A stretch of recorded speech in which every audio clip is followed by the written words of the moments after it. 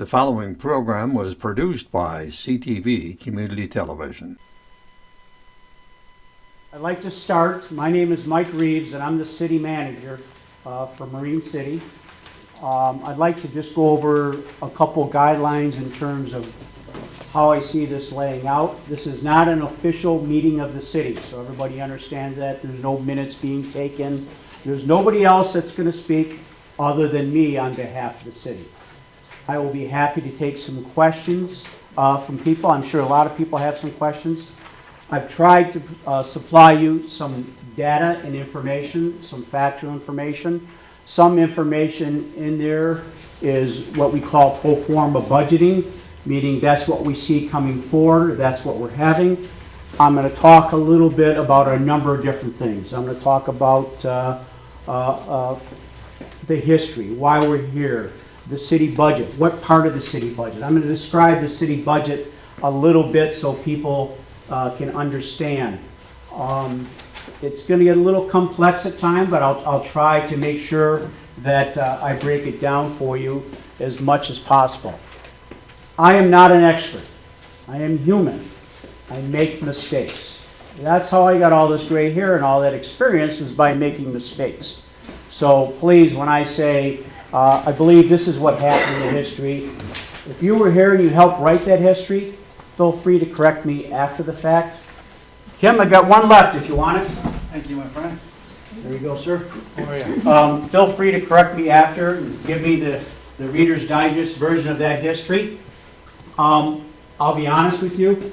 I've tried not to spend as much time going over the history because the problem itself isn't reduced by looking backwards. And I don't look in the rearview mirror a lot. I try to look in the front windshield and see what's coming at us. So that's been my approach in that, okay? Let me start off, why? Let's start with that, why? Why have a town hall? Why have commission meetings? Why have websites and social media pages and all that stuff? It has been my hope, I've been here a little less than 2 years, that we've been able to communicate with our citizens, our residents, our business owners, visitors, anybody else, developers that want to come to this area and may want to relocate to Marine City, may want to open a business here, just enjoy the area, come to our restaurants or the other amenities we have in town. So we try to do that under a number of different ways and means. I've tried to enhance that communication. Sometimes it's worked, sometimes it hasn't worked so well.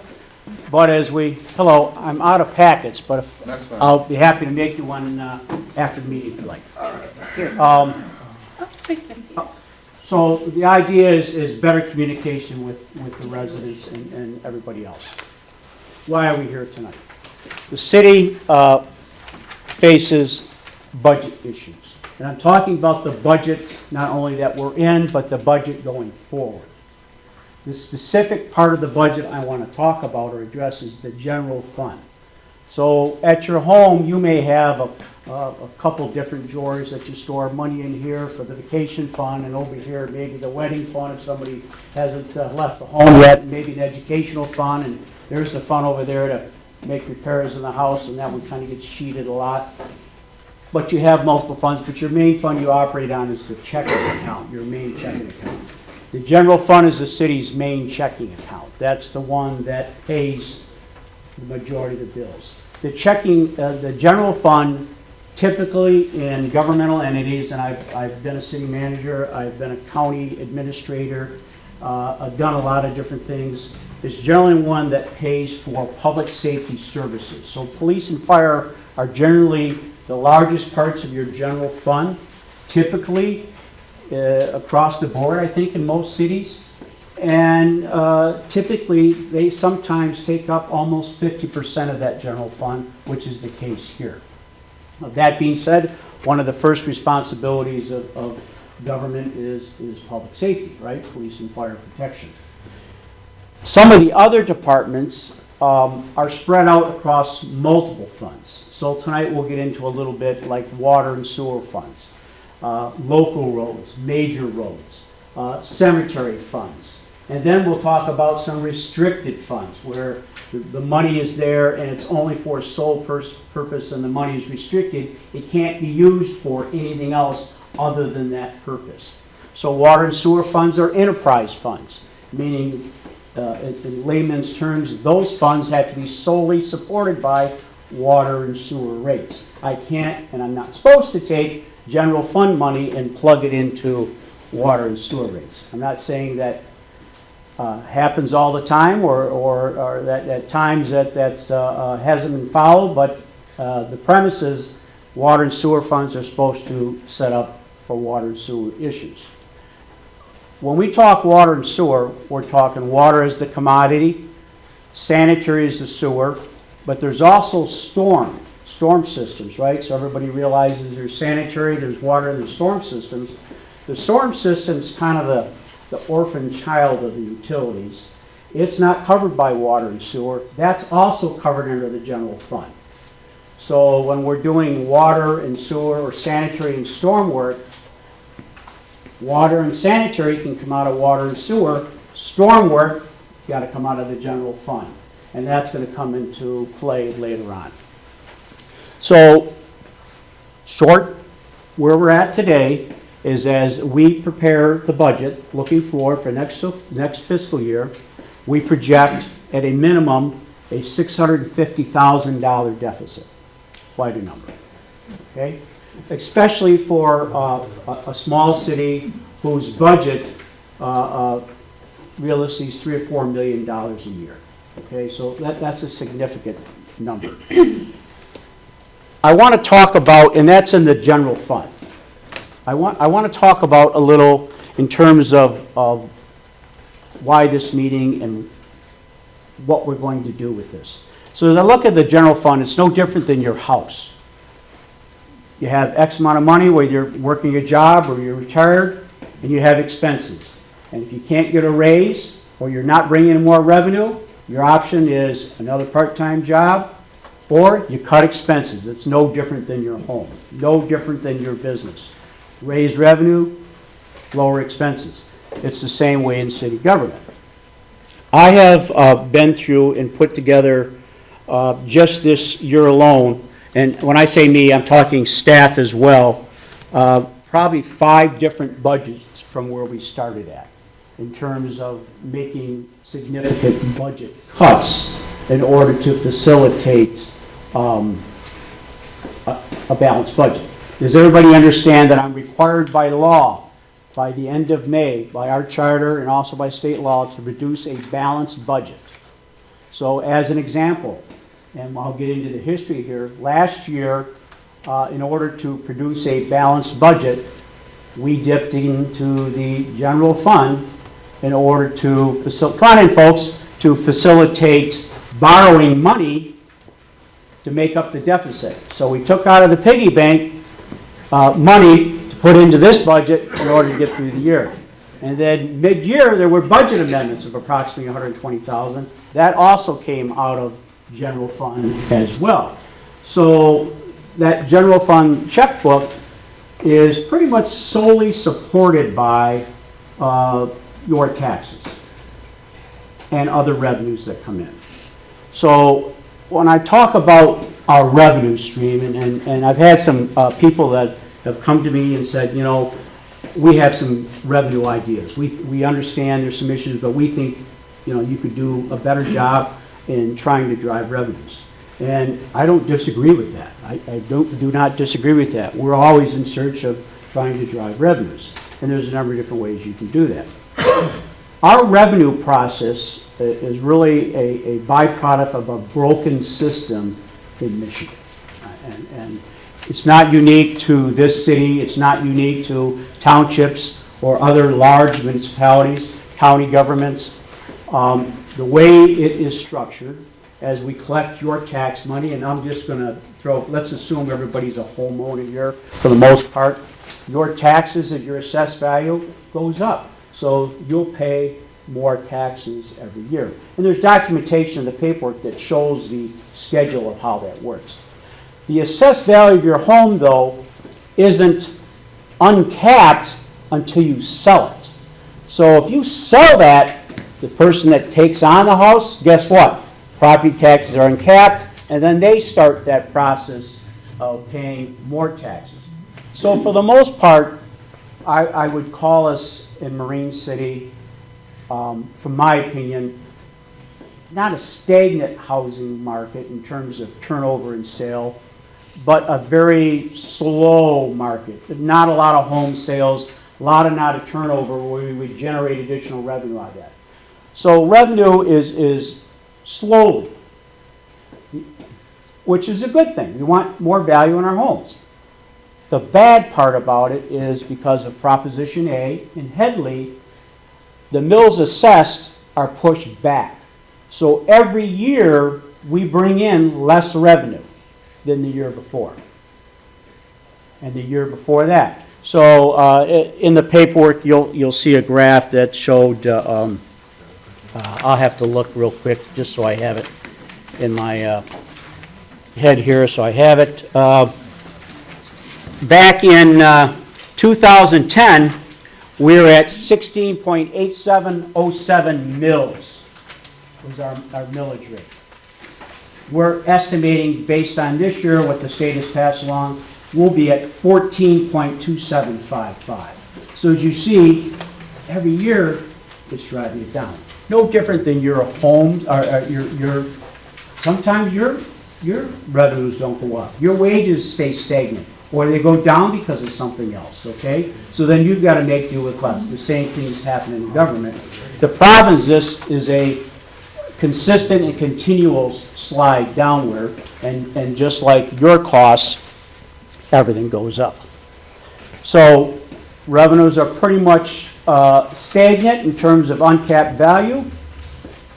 They decline in terms of Headley and Proposition A, so you got one going this way slowly, one going this way, and over a period of time, they get wider. Okay? Makes sense. That is not something you can cure. I can't cure that. We would hope that the state and our leaders in Lansing otherwise would take a look at that, but sometimes they go in a different direction. I will be the first to admit and tell you, I don't like it. I'm a taxpayer. I'm not a taxpayer in this community. Full transparency. I want everybody that's asked me that question, I'll be happy to tell you that question. But I pay taxes as well as you. I'm reluctant to give any more than what I have to for my fair share. I will tell you the one way we could go about this very candidly is go to the voters and say, this is the problem, explain the models, this is coming up. We'd like to come to you for a Headley override. It's done across the state. Less than 15% across the state have an opportunity to pass, but it's an opportunity, it goes right to the vote of the people. I like that concept, okay? I think that's fair. I think that let the people decide, all right? The problem is it's not held till November. I'm required to have a balanced budget by the end of May. What do I do between June 30th and November with a balance? I have to have a balanced budget. What do I have to do in terms of services? But then the what if it doesn't pass? What if it? One of the things that hurts cities and really businesses is a revenue stream that's not consistent. There's been some ideas, some good ideas. GoFundMe, bottle can drives, a dunk tank with the city manager and the police chief in it. I found interest in that one. Surcharges, taxes on certain entities, on some businesses, but not all businesses. A number of different things. Good ideas in their own thought process, but in terms of developing a consistent stream of revenue, probably not as strong. In terms of people that look at the city and they would base our ability to repay bonds or loans or anything, they would not look at that as a consistent revenue stream that would cause us actually longer payment, bond money, and higher costs. So the problem we have here is I have a hole in the general fund. I have to find a way to patch that. First thing we should always do is cut expenses. Before you go to you folks, cut expenses. Okay? I started cutting expenses. Now, let me give you a little bit of history. I can only talk since I've got here, which was October of '24. And there appeared to be a period of history here where there wasn't a lot of forward planning, if you will, okay? So the first thing I'll throw out there, and I think it's probably the easiest thing because you drove over them or on them or through the potholes and everything else, was our infrastructure. The infrastructure, the lack of planning over the years. And this is not something that happens in 2 years. This is not something that happens in 5 or 10 years. This is a flat out, I don't want to use the word neglect, overlooking of infrastructure in the ground and above the ground that very candidly, long term is catastrophic for the town. Now, I will tell you, and I will go into great depths, I will open city facilities for you to inspect yourself.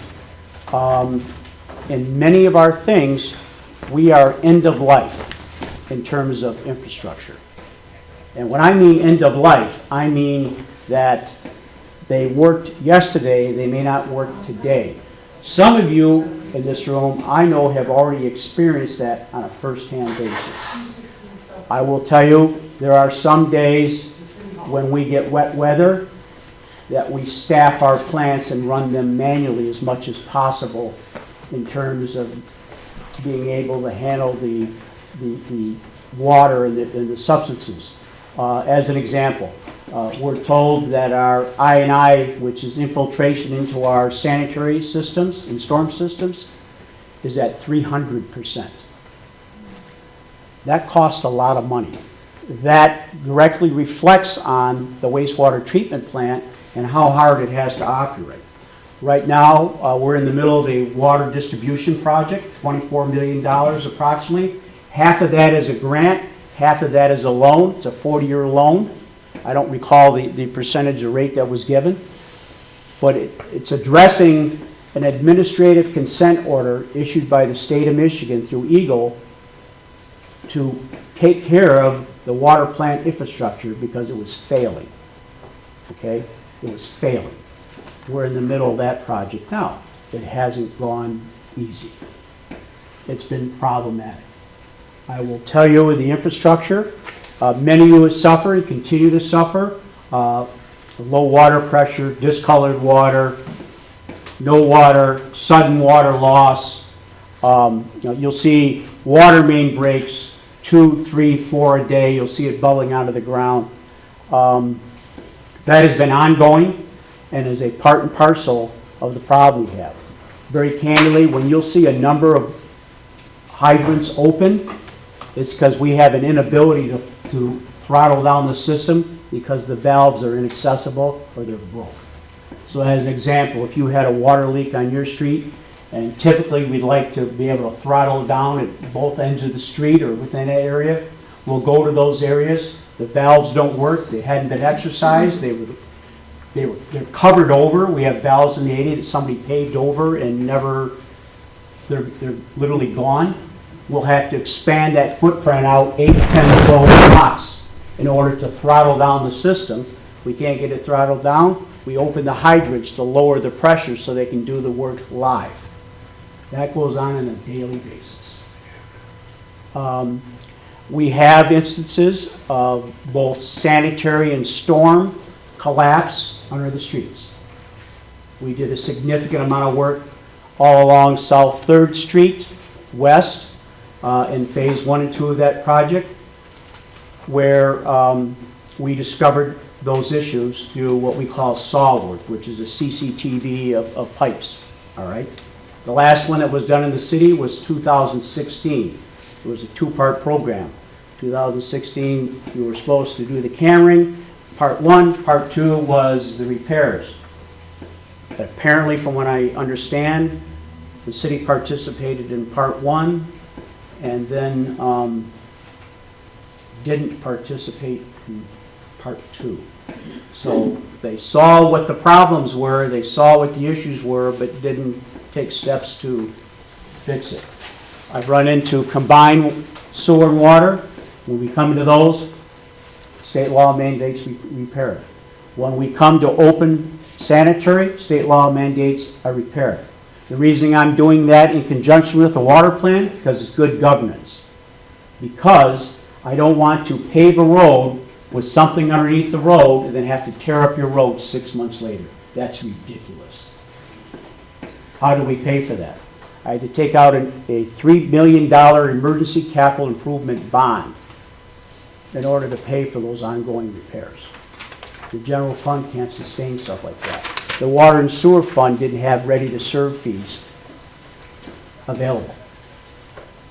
Those infrastructure repairs, the need for long-term solutions to infrastructure that we all use wasn't really put forth here over a long period of time. It's not sexy when you're talking about flushing toilets and delivering water and stuff under the ground you can't put your foot on until it comes up in your house, and then it's important, until the water is the right color at your point. So as I talk to you about infrastructure problems, we're living through them daily. Street repairs that weren't taken care of, that probably could have been taken care of. I'm not going to go in depth in it because why beat that horse?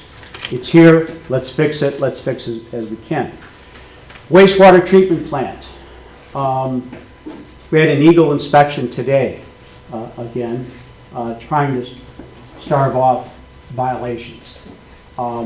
We have buildings there that have to be demoed. The state told us to demo them. We have parts of the buildings that are unsafe. The state has ordered us to abandon them, close them off until they can be torn down. You all hear that loud whine and the noise in the morning. That's the main bearing on the main screw. That needs to be replaced. We have a number of different issues down there, very candidly, that on a day-to-day basis, we're not sure we can manage the flow. So we do as much as we can there. The idea there is how you fix it in an emergent issue. I've applied for a number of different grants and loans and things, and we're going to talk about that in a minute. That piece is an $8.310 million grant, a loan program we got through the state in order to make emergent repairs at the wastewater treatment plant. I guess the bottom line here is it's really not fair to all of you or to any of you in terms of the things that weren't done. We could focus probably in days and weeks about some of that stuff. I'm left with hi, how are you? I'm sorry I'm out of packets, but I'll be happy to get them for you later. I can focus later on in terms of going into the depths of it. What models, what tools do I have available to fix it immediately? It's a tool that I will admit doesn't fit. I will tell you right off the bat, I don't think it fits. I'll be very transparent. You may not like what I say, but I will be honest with you in that is that it's the only tool I have available. There is no other funding mechanism or tool that I can put into play at this point. Police and fire, their police budget was came in originally at $1,027,000 and change. Fire was reduced a little bit. That's $313,800, I think. Right now it was around $330,000, $328,000. So let's call it $1.3 million when I started this process. That's half of the general fund. As I looked at that, my thought process was if we were to take 50% of the police and fire funding and utilize the PA 33 statute and apply that for police and fire funding, and then very candidly take those funds that were being utilized, I still got to pay the other 50% of it, but take those funds that also are in that process and applying to some of these other issues. Now, I'm going to tell you something. Everybody's been real focused on that $650,000 number. And everybody says, well, do this, this, and this to get to $650,000. $650,000 allows me to meet the state law. It allows me to provide a balanced budget. I will tell you here today, $650,000 is not enough. I promise you that. You won't get through a month. Why? Because some of the costs involved in that general fund budget aren't in yet. They're not known yet. They tend to increase over the period of time. As an example, I've been working to try to lower the city's health care costs. We were projecting, we built in a 5% increase. Surrounding municipalities were getting an 18% increase. The problem with Marine City is our pool is very small in terms of retirees and active employees. I was able to find a pool on the west side of the state that put municipalities all together. There's 53 in that. I was able to work with a couple other city managers in St. Clair County, and we're going to join that pool over there, and we're going to get the benefit of a larger pool. So instead of an 18% raise like the rest, I'm between 12 and 13%. The problem, we budgeted for 5, I've got to make up the difference. DTE, no different than your lights on at home. You've seen them get multiple increases. There's no stopping DTE. What do we do when we project the light bill to come in? I think we budgeted $118,000 last year. I'm projecting $120,000 based upon the 2 DTE increases. I don't think $120,000 will be enough. In the last year of the refuge contract, that's generally a pass-through. Whatever the cost is that we can negotiate, it's passed through. There's cost involved in that. There's a number of different things that are built into that general fund that aren't there yet. And then there's those emergent issues, the issues that the commissioners or staff have to deal with that come up. Police cars going to the county jail, they hit a deer. $1,000 deductible, $6,000 of the damage on the car. $1,000 comes out of the general fund. Okay? I could go into a number of different things and litanies. The problem I have is this was the only tool available. I will tell you I don't like it.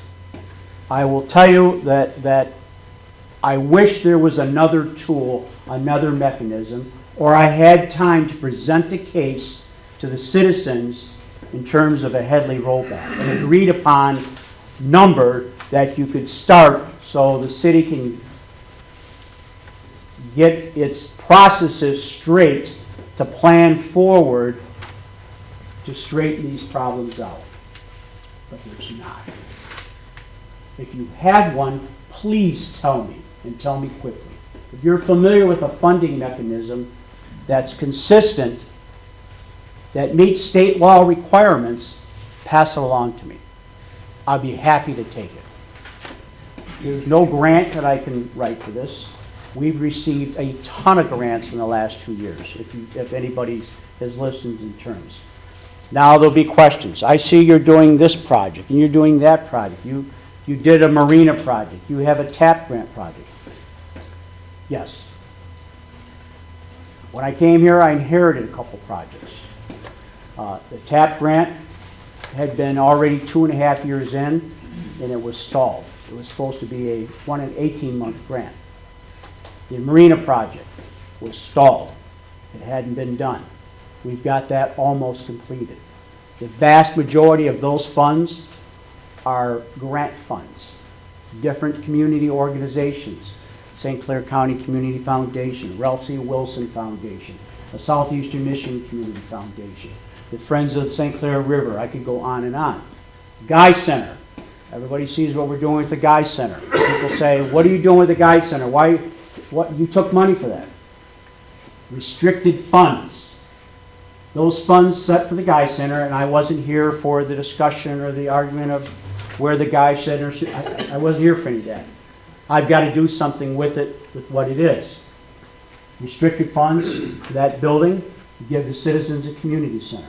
I wrote an MEDC grant for a little under $1 million. It was approved. Wrote a grant to the Ralph C. Wilson Foundation for $250,000. It was approved. Applied for grant from St. Clair Community Foundation. Approved. I went right to the state legislature for a budget allocation. I received $1 million from the state of Michigan for that project. That project's completely funded by grants, but it impacts the general fund. How does that happen? Part of the process is with the state. I have to pay for it, then I get 2 reimbursements for each fund. So I have to put, let's say, $500,000 out for a number of different things, and then I send it to them, and then they send me $500,000. And then I can do it again to get the other $500,000. But you gotta have it to put it out. And if you don't have it to put it out, you got a problem. So now I'm talking to the state, will they work with me in terms of finding a different path forward in order to carry that project forward. I have looked into stopping projects. I have looked into what would it cost the city, what would be the outcome of not doing the $8.3 million in the wastewater treatment plant. It's going to fail. It is close to failure, folks. If you haven't been down there, so what we'll do is we'll trigger a violation and an administrative consent order by the state. Eventually, the state would step in. Same thing with the water plant. This project, the big project, I cannot stop that one. I could try to pull out of the Guy Community Center and what's left in the other one. The problem is most of that money was already on the project, items ordered, that type of thing. There'd probably be no cost saving, and the penalty would be far more than what's left. What do I do going forward? The last thing I ever wanted to do was ask you folks for more money. I understand, believe me, I understand the significance of our community. It's obvious that perhaps all, maybe not all, but the vast majority can't afford it. I don't relish that. It's the last thing I want to do. But I also know that if I cut services to such an extent, services got to get cut. That's happening. If I cut services to such an extent, it may be the final blow in terms of how we go forward.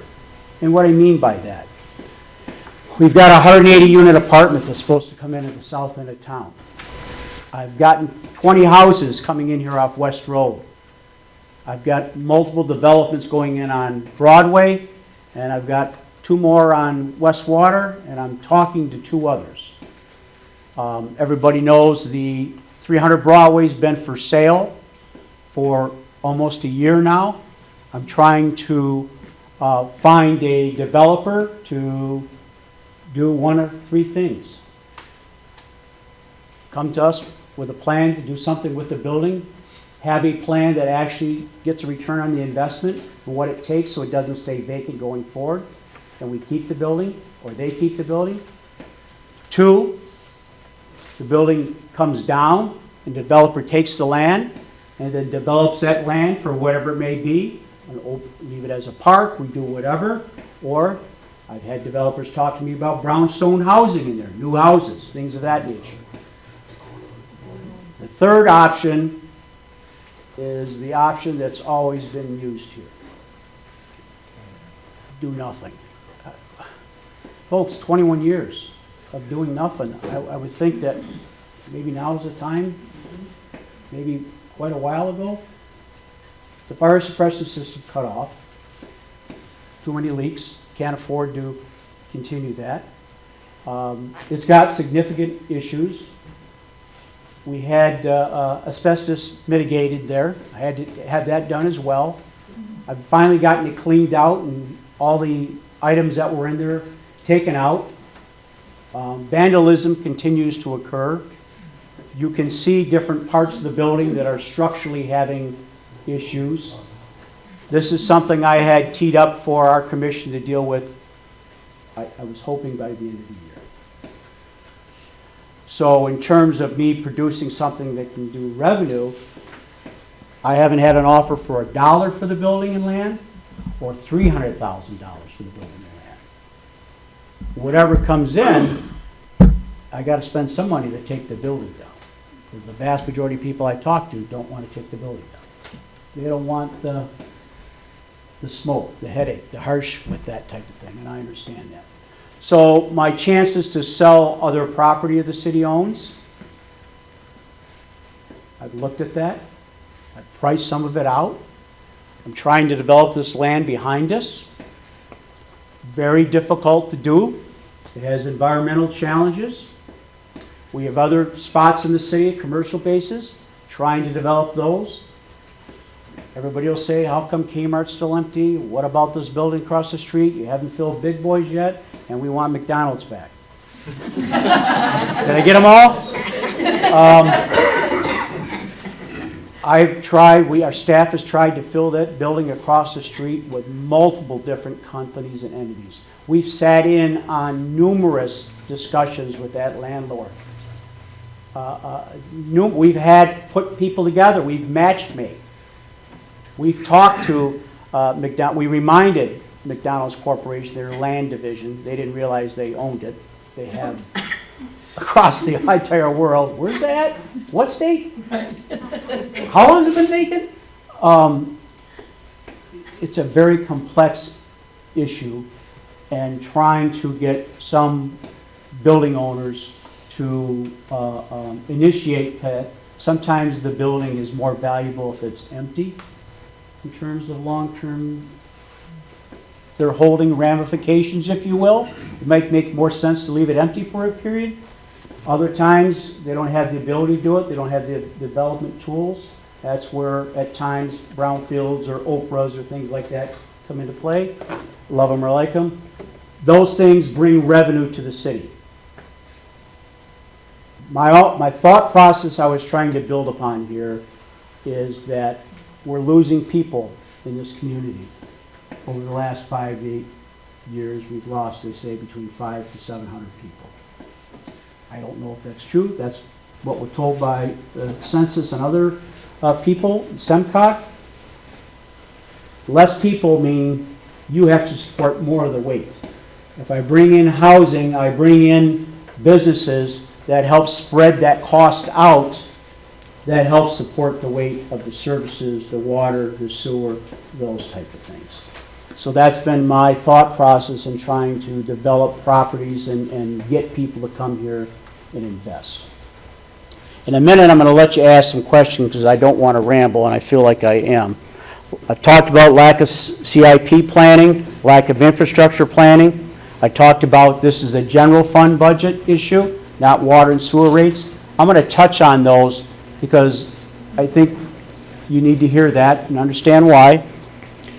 I talked about the 2 projects or 3 projects we got going on. I described our issue with revenues and expenses. We talked about raising revenues or cutting expenses. I talked about consistent ways to drive revenues. And then I'm going to talk about a couple things that I foresee going forward. So let me get to the first thing, water and sewer rates.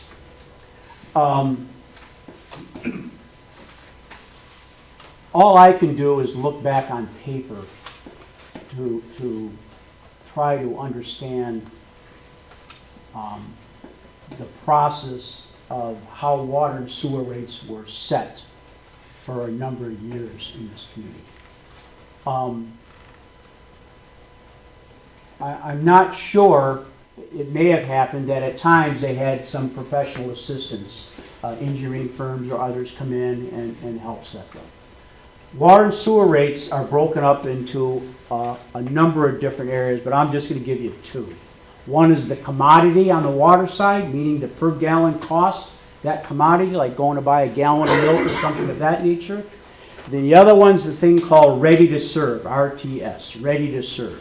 And ready to serve is all the in the ground, behind the scenes infrastructure in order to produce the gallon of water that comes out to everybody, okay?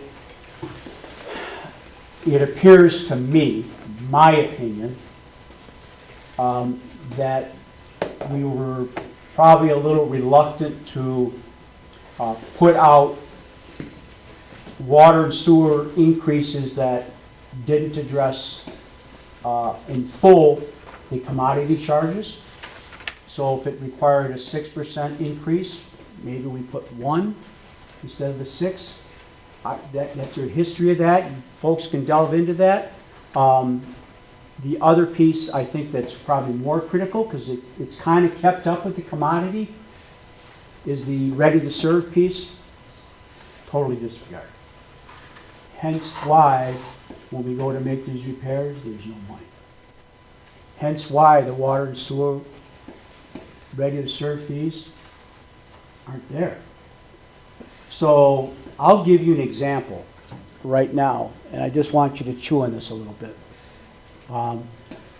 I had the Michigan Rural Water Association, which is a statewide and countrywide organization, come in and assist us. They're here about 7.5 months in doing an overall study on our website. I had town halls, I mentioned at city meetings, I spoke to different groups in setting water and sewer rates.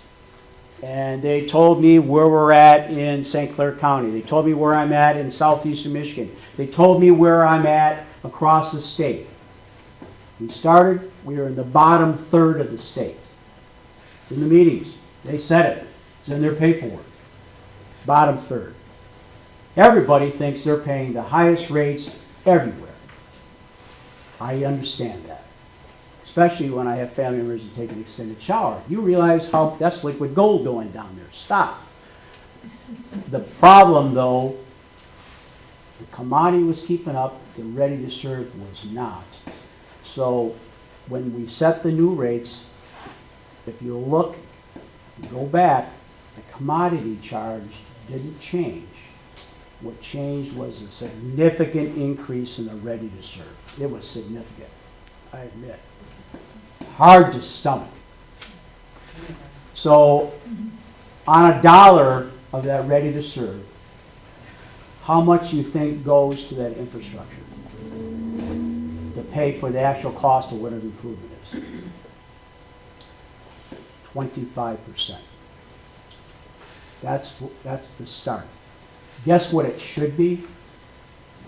Almost 60. Some communities struggle with 60. The minimum they say is 50. I got us to future 25%. So what does that mean for you? How do you pay for the other 75%? So I hate to tell you, nobody likes it. Schools do it all the time. They start a bonding process. I won't be here at the end of the 40-year bond, God willing. They start another bond. And then it's another bond, because it's a continual process. Literally what's happened is we kind of skipped a generation of people contributing to fixing the infrastructure. That's what happened. There's a whole generation of people that never had to pay to fix the infrastructure. So now we'll have to bond that other 75%. We'll have to write grants. We'll have to hope for programs that have low interest loans. But you're going to add that to your costs on top of paying that 25% of your water bill, because it has to come out of water and sewer rates. So if I didn't come up with this $8.3 million, Eagle had already told me, you need $10.9 million in repairs in that wastewater treatment plant now. I was able to get a long-term loan, put this process through. We'll see as it goes forward. That's the problem. The cost of this stuff and that infrastructure issue will continue when we're all gone. I hate to say it. It'll continue on forever. So as I turn to where am I left at? What can I do? The last resort. I'm going to turn in a balanced budget to the city. I've heard the residents. I understand there's a petition drive. I applaud the people putting on the petition drive. I sat, if I can give you your shouts out, we sat for almost 3 hours one night talking about all kinds of things. I enjoyed the conversation. Oh, music too, I'm not going to dance. So it's the vehicle I don't want to utilize, but I have no other choice. The other option is turn in a balanced budget. I'm prepared to turn in a balanced budget. In your packet, you will see a number of cuts. That's where they start, I will tell you. So I'll give you an example of police services. They'll end at 11 o'clock at night. They'll start at 7 o'clock the next morning. You'll lose your school resource officer. That'll be gone. There's $50,000 revenue tied to that. That'll be gone. We will not replace a retiring officer, and we'll have a force reduction of at least 1 or 2 other officers, and I'm working to retire the chief of police. Okay? First question right off the bat is, well, what are you going to do for police services? I will tell you, I will be happy. I've been through this before. I'm pretty familiar with police services.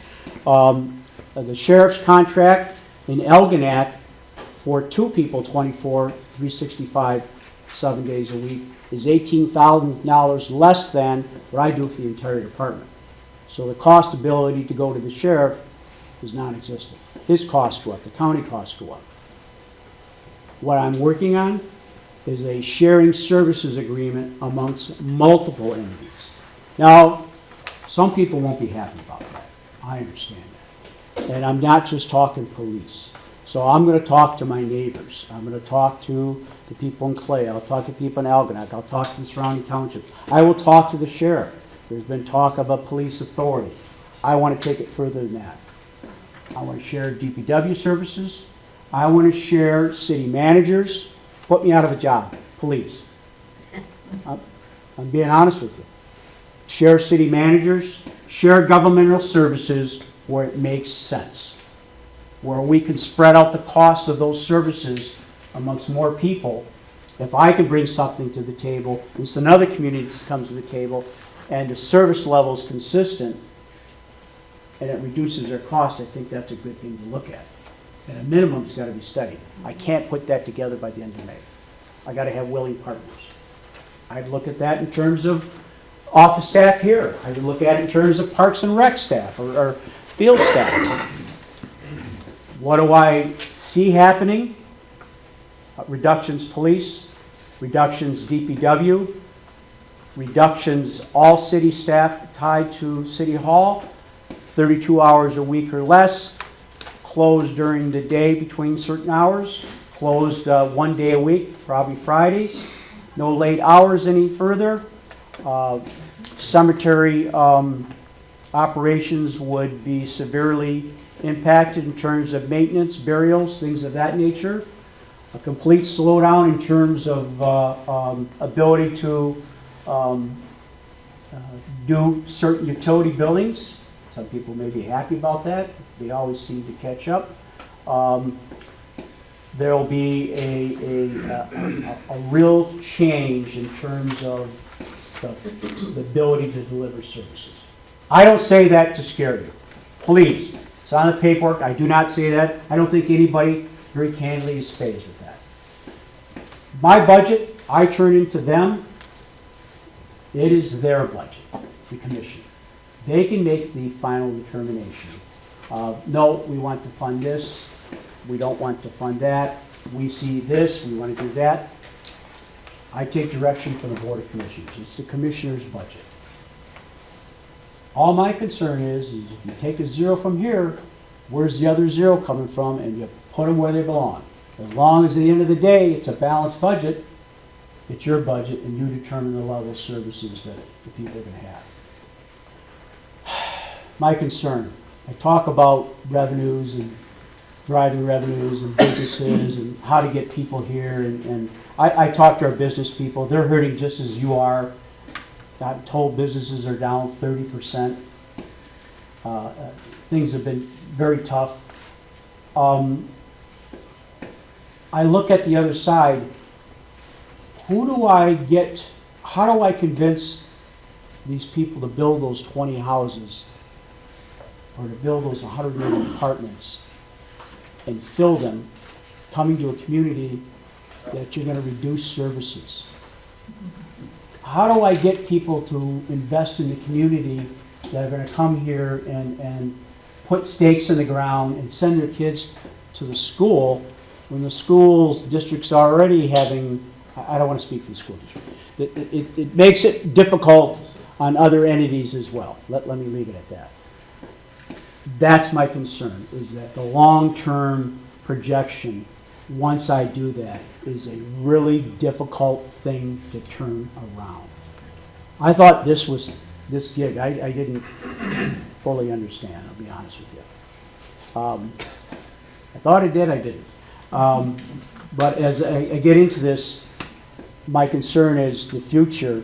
How do you fix that once you start going down that path? How do I change that perception? And perception in this community is a very difficult thing. It's a very difficult thing. I will ask you, you tell me what you want me to do. I'm willing, I'm here for you. Tell me your thoughts. I'll try to answer you factually. I'm not here to debate. Everybody's got an opinion. There's a meeting coming up. Everybody gets 4 or 5 minutes. Have at it. Bring it up. Go over it. That's the time to impress the rule makers at that point. I don't know if this PA 33 is going to go through or not. Either way, I'm prepared. I have 2 budgets. One that's got $451,000 worth of cuts already. It wipes out all the CIP needs. It wipes out projects. Very candidly, there's some state mandated projects. Believe it or not, the state mandates stuff and then doesn't fund it. Happens all the time. They even have a law that says you're not supposed to do that. They ignore that. Voting equipment, $50,000. We funded $25,000. The board decided to put that back in because they know it's coming. Those type of things. We've taken out everything else. And I'll be happy to go over a number of different cuts. I explained some of them. I do have some employees in here. Some of this stuff is probably news to them. I'm sure there's many at home.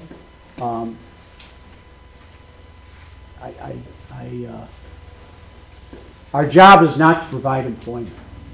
I'm sorry to say. Our job is to provide services, and then I'm to match the services with the number of employees needed. That sounds cold and callous. I apologize for that in advance, but that's the reality of how it's supposed to be set up. We're not here to provide employment. We're here to provide services, and they give the requisite number of employment. So now I'll open it up to you. You have questions for me? I'll try to answer them. I don't know how you guys want to start it or stop it. I know you might have a couple. I'll let you wait a little bit. Let everybody else Okay. ask their questions. Go ahead, We'll ma'am. be here all night. I just have a quick question. Yeah. This packet, I'd like to read it. Is it posted, will it be posted online at the city website? I will get it posted. Yes, ma'am. Thank you. Okay, thank you. And if that doesn't put you to sleep or keep you up, let me know. I got more. I'm one of those people. Other people, can I answer questions for you? I have a question. Yes, ma'am. Who will fund, what happens if police services are needed from midnight to 7? Great question. So what will happen is, and this is one of the reasons why I went towards a SAD. There will be no general police response. So an example, if an alarm goes off, there'll be no response. If there's a domestic or an incident of that nature, we'll wait. The sheriff or the state police will come from wherever they have a north end car and a south end car typically, but they tend to be together because they back each other up. They will not send cars from other adjoining townships because they contract with those. So they'll provide service. It may take 20, 30 minutes, however long it takes them to get here. One of my concerns, very candidly, I'm very familiar with this, is that protocol and policies require that if there's an incident in a home where somebody's injured and police, fire, and EMS respond, and fire and EMS are there, they are not allowed to go into the house. They have to wait till police get there and clear the house. So literally, there could be somebody needing medical aid. That's one of the reasons I thought, that's not something that we should have in our community. That, as much as I'm worried about senior citizens and other, the ability to not have somebody go into a home and somebody can help bothers me. And how many police do we have now, like, per shift, for the hours right now? How many are? It fluctuates. How are the shifts It determined? fluctuates. We are looking at different shifts. All that's a matter of collective bargaining. Sometimes we have two, many times we have one. And how much revenue are they bringing in with tickets? Um, And can that be increased? That's a good question. I would say no to increasing revenue being tickets. I've never been a fan of having the police department write tickets to increase revenue. I think that's wrong on its face. I don't like that. And I was the chief of police for a number of years. I just think that's wrong. That's not the purpose of traffic enforcement or anything else to write somebody a ticket to raise money. I'm opposed to it. And I don't know the amount that they bring in. It's negligible. Because very candidly, people think they bring in a lot of money. Sometimes if you actually do the math, it costs us money because you support time, attorney fees, everything comes out of that. Sometimes I wish they get the warning instead of the ticket because it's cheaper. That's me. Other questions, please? Yes, sir. This is kind of a interesting question, but when the water sewer fails and the state demands the $10 million, they will step in and take care of that? And how does that work? Are we gonna be forced to pay back on their terms, sort of a thing? I don't know. You don't know? I don't know. I will tell you what I foresee. If we, irregardless of what happens with this SAD or this budget, what I foresee down the road, if the city doesn't come up with a viable plan to match revenues and services, and then how to do it going forward, receivership. That's the first step. That's what I see. What was that? Receivership. Which is? Like, That's when when cities have financial issues. In the past, we've called this, sorry, I had a brain fart. Bankruptcy. No, it happened before bankruptcy. Chapter 11. No, the fiscal manager they put in. I can't think of it. It's right here. Emergency manager. Emergency manager, thank you. I knew it was there somewhere. I don't know that, I think that the shine of that's kind of dulled over the last administration or two. I think it didn't go well some places. But the problem is, very candid, like for these next bonds, I have to sell for the wastewater treatment plant. They do a whole workup on the community. Standard & Poor's comes here, they do a whole thing, and when they see the cost of this stuff and these issues, it costs you more because they grade us down, and then the value of the bonds aren't there. So there's a cost involved. And that's why I'm fighting to try to say, it's a beautiful city, it's worth saving. These are our homes. Yes, this is not good. I don't disagree with any of you. This is not good. But if we don't change it, and I'm going to tell you right now, if we don't get more citizen engagement, this isn't changing. I'm going to tell you that right now. This is not changing.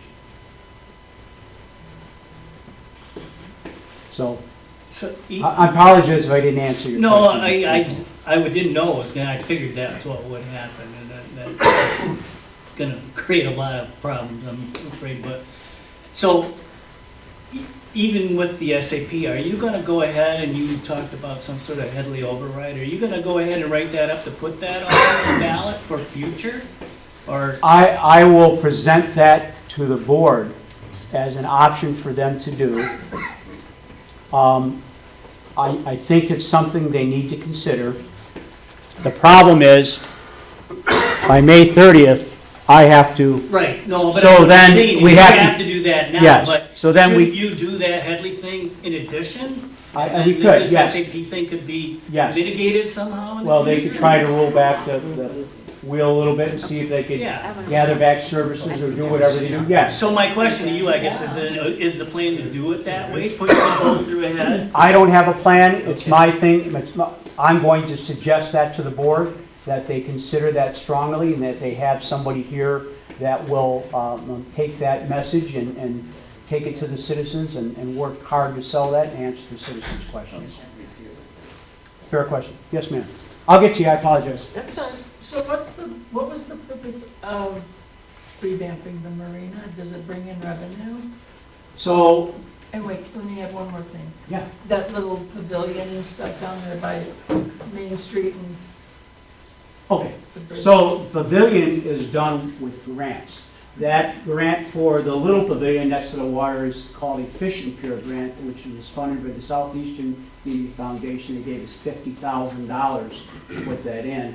All that's missing right now is a $40,000 fish grinder, which I can't afford, and I haven't found something to pay for. It also, so that part was grant funded. The remainder of the park, where the large pavilion is, the sidewalks, the grading, all the underground infrastructure, you'll see lights go up here shortly, you'll see tables and benches and all that going in, plus additional parking. That was all grant funded by Ralph C. Wilson Foundation and a number of other different foundations. That land was originally purchased under a grant as well for the land. So that whole process there is really all grant funded. I just kind of, it was sitting dormant. It was stalled. So we pushed through and tried to get it done. I'll tell you where it stands today. Cost of everything has skyrocketed. I requested an additional $225,000 from the Ralph C. Wilson Foundation through the St. Clair County Community Foundation to finish the setting of a restroom there, which is going to come in. I asked for approximately $30,000 out of that 225 to invest back into our kayak launch to make it completely ADA accessible. We had to remove it. I'd like to see that put back in for our disabled residents. I think it's something we don't do enough for that. That would be grant funded as well. Those are the finishing pieces for that park. We do get a lot of boat traffic there. It's picked up. We've had a number of different events there where they've actually utilized the grounds. They walk into the downtown area. Does it drive revenue? I'd leave that to others to do that. Residents can use it as well. And the marina? Marina, it's the same thing. It's That's all the a, same. yeah, there's really no revenue draw out of that, if you will. Yes, sir. Yes, there's a petition going around for this PA 33 to bring it to a vote of the citizens. Well, when will that happen, as far as a vote, if it goes through? I can't tell you that because I don't know. My understanding, not an attorney, I don't want to speak on behalf of an attorney. The citizens, I assume, will present the city enough valid parcel or property owner signatures that may require it to be put to the vote of the people. And then it would be up to the commission to make that determination of whether they're going to schedule that vote of the people. The earliest the vote of the people could be scheduled would be November. And if that happens, 1,000%, we will follow the law. If that's what the requirement is, that's what you do. And then it'll go to the people. Now, the board could have that ability to withdraw the PA 33. They could make whatever determinations. I don't speak for the board. I don't know what they would do. Yes? The commission votes on May 7th, correct? Votes for, So on May 7th, they have a number of things to vote on. Which one are you talking about? for the PA 33, the resolution that was Right. discussed in the mailer that went out yesterday. So if there's enough votes on the commission based on the budget, the petition doesn't matter at that point, because first it goes to the commission versus, the commission has to vote on whether to accept the resolution that's on. Right. the There's a process the city has to follow, which we're Right. doing. So there is a chance, just for, that this resolution gets turned down by the commission, Good. and all of the petition signatures at that point really don't matter, other than it's a backup Or, situation. see, I can't tell when these petitions, when they'll be turned in. I don't know if May they'll be turned. 7th. Well, there you go. See, so I don't know that, I don't possess that information. Then the board, the petitions have to be validated. I don't do that, that's the clerk's responsibility. But if they are served to the commission, they'll go through that process, and then the commissioners have a decision to make. I'm gonna let everybody else ask their questions, but how many, I know there's been 2 budget meetings, how many more budget meetings are there before it has to be, before you guys pass it? Sure. Excuse me. So, just so you know, there's been far more than 2 budget meetings. Okay. There's been 2 budget workshops in public Okay. with the commissioners. Sorry. I've met with each commissioner or commissioners multiple times with 1 or 2 of them. Multiple, Televised. 2 televised, yes, just the workshops. Okay. The final budget preparation will come at the May 21st meeting. That's when I'll present budgets based upon either the PA 33 is going through or the board's. I'll present a budget that says, A, there is no revenue stream, all cuts, or B, there's no revenue, or there's a revenue stream with cuts. Yes, ma'am. I'll get you next, I apologize. So is this going to be capped, or is it permanent, or next year is it gonna raise and the Great year question, after? great question. If you look in your packet there at the resolution, you'll see that it's capped the second year at no more than a 10% increase. But 10%. not 10%, not 10 mils, 10%. So, but let me be honest with you. 10%. Have you ever, and I'll talk about Wi-Fi, have you ever experienced anywhere that a government revenue source, they said, oh, we'll take that away, just do it for 3 years, it'll come off. Have you ever experienced that? It ain't happening, folks. 10% every year. Unless, no, not 10% every year for the following year. So, So as an only 1 year example, it raises? pardon me? Only 1 year it raises then? It could go up to 10%. We'd have to go through the process again in terms of the board authorizing it. But let me get to that point, because that's a great question, and it leads into his. Why 5 mils? You could look at one of the budgets I had in the budget work session, it had 450,000 cuts, and you could say the difference, I think, was, I'm doing it from memory, 268,720 or something like that, in my mind, something like that. Well, why aren't you just doing 2 mils to raise that? Here was the thought process behind it, right, wrong, or indifferent. I know, and I told you, 650 is an artificial thing. There's no way, I just look at the 2 years I've been here and the emergent issues I've had to deal with. There is no way the city can run the city in a general fund that's got 0 money in it. It's just impossible. So the thought process was, get enough in there to carry it 2 years without having to go back to the taxpayers and raise it. At the same time, start your process to replace that through a Headley rollback in the upcoming year. Shape this, give you 2 years, get it done, go to Headley, see if you can get a rollback, state your case to the taxpayers.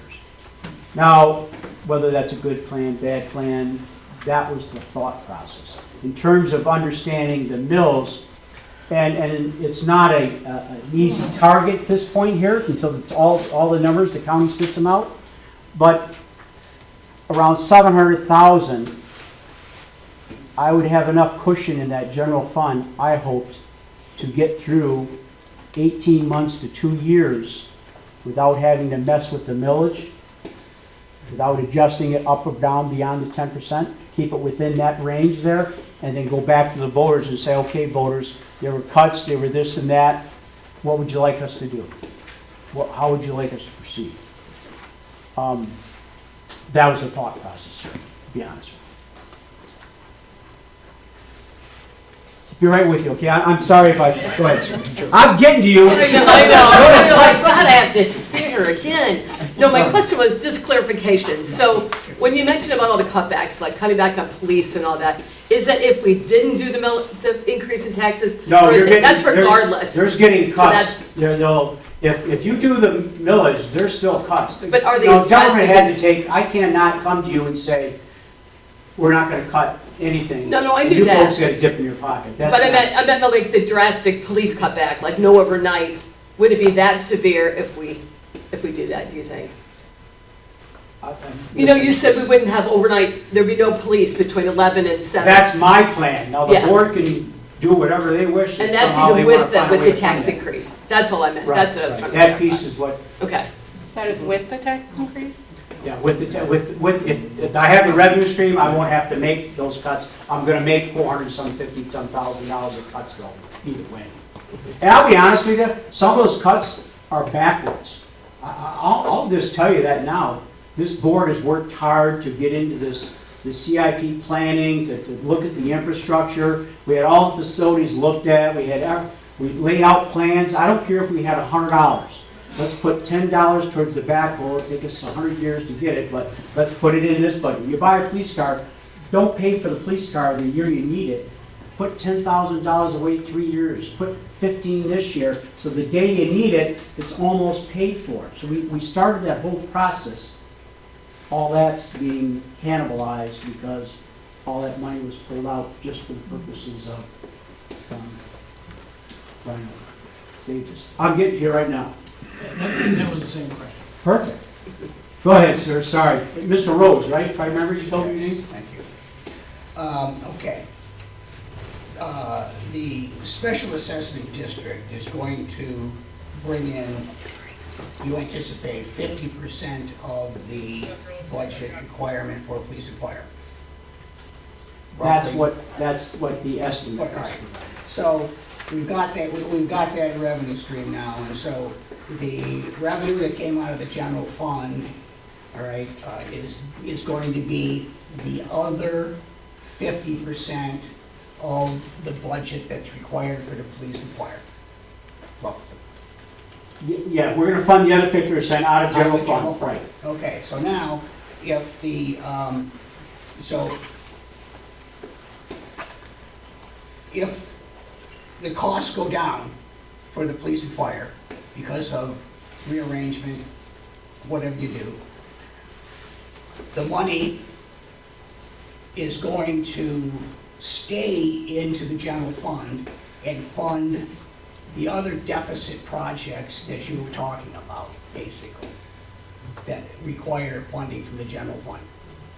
I wouldn't say fund other deficit projects, because I can't run a project on a deficit. No, but I mean, the other projects that you're cutting back on, because there's no general fund money. Well, what it would fund is, as an example, the portion of the general fund that would pay for the DPW workers. So as an example. The other area. Yeah, but I just want you to understand something real quick, and maybe people don't understand that. DPW get paid out of the sewer fund, the water fund, the major roads, the local roads, the cemetery, and then a portion may be coming out of the general fund depending upon which employee it is and what work they do. So I'd have to cut more DPW guys to get the impact on the general fund than I would in terms of police officers who are wholly funded out of the general fund. See what I'm saying? Right, and, but, so, basically, what we're looking at is, this is basically a permanent tax increase. Period. I would, We already got. so the only thing I would suggest to you, in my opinion, I won't argue that. What I would tell you is, it would be my suggestion to the board that they replace this PA 33 with a Headley rollback. That would be my suggestion, so it wouldn't become. All right, and then at that point, they can cancel the special assessment district? They can't. They can, all right, I didn't know that. The current fire authority, from my figures, Marine City pays 59% of the budget for that fire authority. Your figures are wrong. How much is it? This time here, it's 48% going out. And I will tell you the process, if I'm going from memory, or I got numbers, but here's the process of how that's determined. Every community has multiple runs, motor vehicle accidents, wires down, fires, medicals, general assist, whatever it is. And there's a formula that we plug in all the numbers, and you pay based upon your percentage of use. Right. So Marine Cities actually went down because Cottreville's went up. The fire was going more to Cottreville than it was to Marine City. So our numbers have actually dropped. So less medicals, less accidents, less fires in Marine City, cost savings for us, not so much for Cottreville. Their use went up, it goes up. So it's dependent upon the use. We are the largest user in terms of people, downtown areas and things of that. I understand that. And I will tell you, my opinion, it's a great value for the services we get, I think. Okay, all right, so it might Designed be, in it order might be to, 48, it might be 48 now, but it has been going up and down. How is that audited? well, they're a separate fire authority, they have a separate board. I'll tell you, I attend their meetings, it's a very well-run organization. They do put together a budget, they have an audit done. I'm not sure what, I don't remember the name of the firm right off the top. It might be McBride Manley in town, but I'd have to get that for you. But, you know, when you're using governmental funds, it requires auditing purposes. It requires that that stuff be audited. We undergo multiple audits here because not only do I have to have a general audit, I have to have a grants audit because of, I receive federal funding and things of that nature. So when they receive federal funding, they also have to have a grant audit because they use federal funds. So as an example, I think they got turnout here, if I recall correctly, this year in terms of a federal grant. They'll have to go through that grant process as well and have an audit on that. And so if the special assessment district doesn't materialize and the funds are not there, how does the authority treat that when you can't pay the authority? That's a good question. What I would suggest to you is that we will budget, my intention is to budget the minimum amount I have for fire services, the absolute minimum, and then look forward to trying to get to a Headley override so I have that ability. You know, the reason I say about the fire service, and all public services, but multiple communities are joined together to share services and reduce costs. It works. It should work on a broader format in other areas.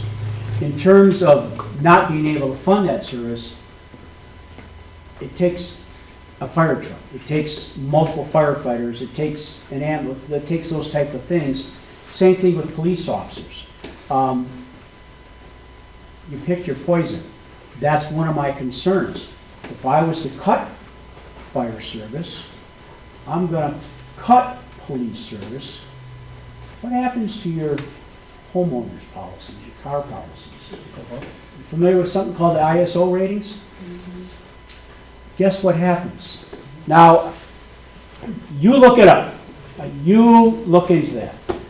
It's not good long-term in terms of that type of thing. You know what I'm saying? It's like, very candidly, what else goes into it? I hate to tell you this, is the water infrastructure in the ground. They come out and look and say, when's the last time you guys replaced the water lines? How come you're still using a 1-inch line to supply this or that? It all goes into figuring that. Let me tell you another thing. The vast majority of our water meters are way beyond end of life. I can't tell you how many we're losing a week.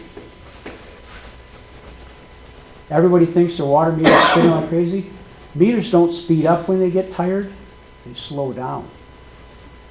I've asked the state this year to give me a $1.2 million grant for new water meters across the community. We're in dire shape for water meters. That should have been done years ago.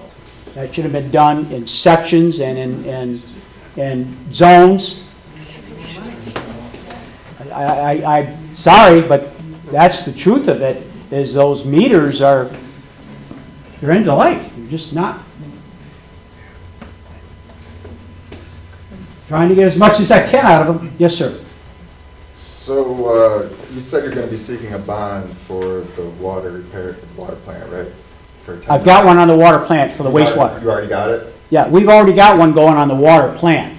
That's that 24 million, it's half of it's bond, half of it. Wastewater, I'm sorry. Wastewater, yes. Yeah. So How much was that bond? Well, we asked up to 10 million. The loan is at 8.3. The reason I asked for 10 is that if the loan comes in at 9, I put it 8.3, I wouldn't be eligible to take the difference. I'd have to go through the whole process again. It would cost more. But we're seeing it at $8.310 million. And roughly, what does that add to the budget every year? It wouldn't add to the budget, it would add to water and sewer rates. That has yet to be determined. We're working on that The now. potential for another. Yeah, oh, absolutely. I want people to understand. Remember when I talked about water and sewer rates? That would go directly to water and sewer rates. That's directly to the infrastructure of the wastewater treatment plant. We're going to get another increase. There would be another increase. Is there? So I'm gonna tell you right now, you're gonna get one for the $3 million bond. Remember I talked about that? That's for the emergent repairs that are ongoing now. I will also tell you, you'll see it on the city website. It'll be on the next meeting here. There's 47 different location points of repairs in phase 3 in terms of sanitary and storm. What we're finding, 20% are sanitary, so that's the ones that'll go to the sewer. 80% are storm, that's gonna go to the general fund. That's $174,000 that's gotta go to the general fund on a bond payment due in October. So on that 20%, like you asked, it'll approximately add, it was like $4.88 a quarter for that 20% of the $3 million. So for 4 quarters, it's $19 and it was either 48 cents or 88 cents for that $3 million. Now, if you take the $8.3 million all into water and sewer, it depends on the interest rate, how many years. I've asked for it to be maxed out in years. You go 20, 30, 40. I've asked for the longest pay period because it lowers the cost. Yes, we pay more in the long run, but you can't handle it. Additionally, I will tell you, the state was ready to give us another $15 million in drinking water funds. We've only done 1/3 of the city's drinking water. You still have 2/3 of the city's got it. I turned that down. Reason being, you folks can't afford it. We're just gonna have to ride it out. We're gonna have to. So, what did I do instead? I applied for a federal earmark. I asked, I'm not shy when it comes to asking. I asked for $26 million to do pipeline in the city. Line all the pipes, sanitary and storm, okay? Everybody familiar with that? Basically, it's a pipe inside a pipe. Why would you do that? It extends the life of the existing pipes. They say 12 to 15 years, sometimes longer, 12 to 15 years. Why is that important? It buys us time to make repairs. So they said, you're ridiculous, we're not giving you $26 million. Can you pare this down? I looked at it and says, well, we can do a section of the city. How about we do the worst side of the city? Here's $9.7 million.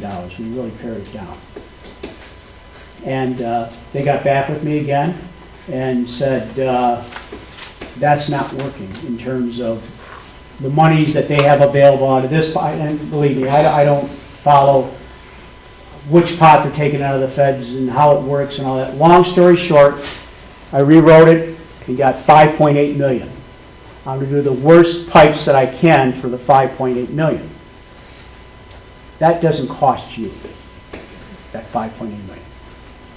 There's a cost associated with the process of doing it. But if you're going to pick up $5.8 million, you pick up a little bit here to figure out the process. Why is that important to me?